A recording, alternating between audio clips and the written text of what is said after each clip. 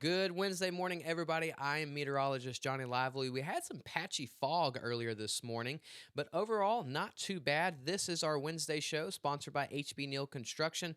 So let's dive into the radar. Thanks to Dana Simmons' real estate team, we can see we had some showers towards the Dieball and Woodville area, but if we zoom in, we don't see much of anything. It is awfully quiet right now across the region. Everything is actually further to the north, not into our area.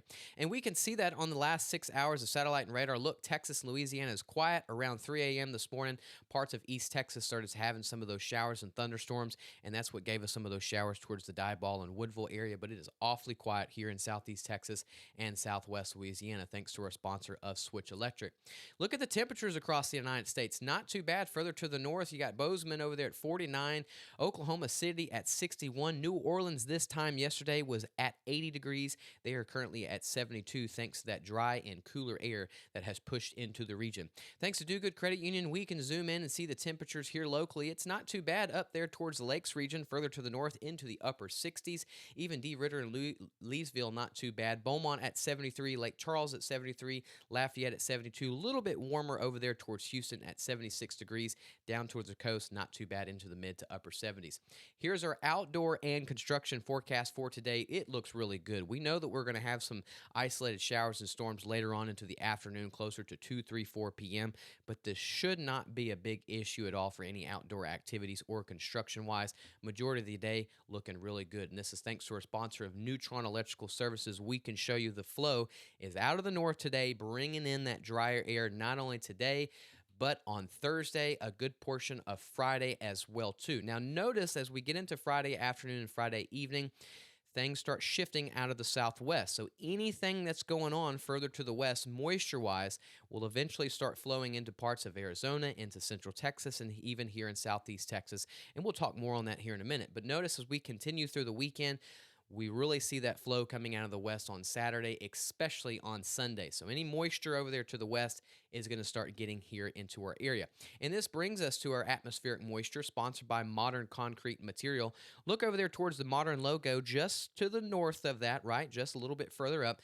You can see this dark shade of purple there. That is actually a hurricane that will be making landfall later on tonight, getting into Thursday. This will bring heavy rainfall to those regions. This will also be bringing heavy rainfall to parts of Arizona. So flash flooding is likely in parts of Arizona tonight through Friday. And then let's go back to Texas.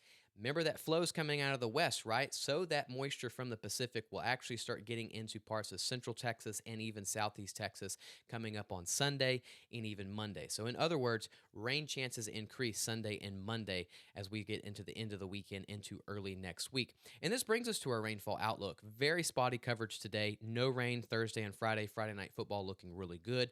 A little bit on Saturday evening, but majority of Saturday looking great. But again, moisture starts increasing on Sunday and Monday. That's when we get 50 to 40% coverage. Let's look at the futurecast later on today. Not bad right now, awfully quiet, but later on this afternoon, we are expecting 10 to 20% coverage of those isolated showers and storms later on this afternoon. We have a little bit of moisture along with the heat of the day. This can give us some storms. And again, very, very spotty. But even if you do get some storms, keep in mind lightning can be a concern. On Thursday, if there's going to be any rain, it will be well offshore, not going to be across the region. Overall, Thursday looks bright and sunny. We're going to be drying out not only today, Thursday, and Friday. Well, let's switch over to the high temperatures that we're going to be dealing with today. We're going to be into the low 90s. It's really nice for this time of year. Further up to the north, they can be into the upper 80s. Overnight lows that we'll be seeing up there towards the north, I won't be shocked if we see some areas get into the mid 60s. But overall, it looks like the upper 60s looks pretty favorable. St. Augustine gets pretty close to 60, 66, 65 degrees. Down towards the I-10 corridor, not too bad at all. Beaumont, Lake Charles would be around 72 degrees. Even down towards the coast, not too bad at all, into the upper 70s. Look at all that dry air that is pushing into our area. Over there in East Texas, we can see a little bit of green. Those are those isolated showers and storms that we'll see later on this afternoon. But all of that gold and brown, that is dry air into the mid to upper levels. That is just constantly coming into our area.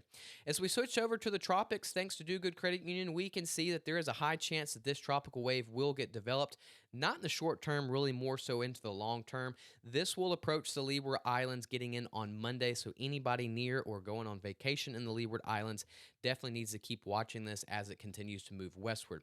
We can see on the satellite, this is just it's not organized. It does have the showers and thunderstorms, but it is disorganized. We'll continue to watch it. That's why in the short term has a really low chance of getting organized.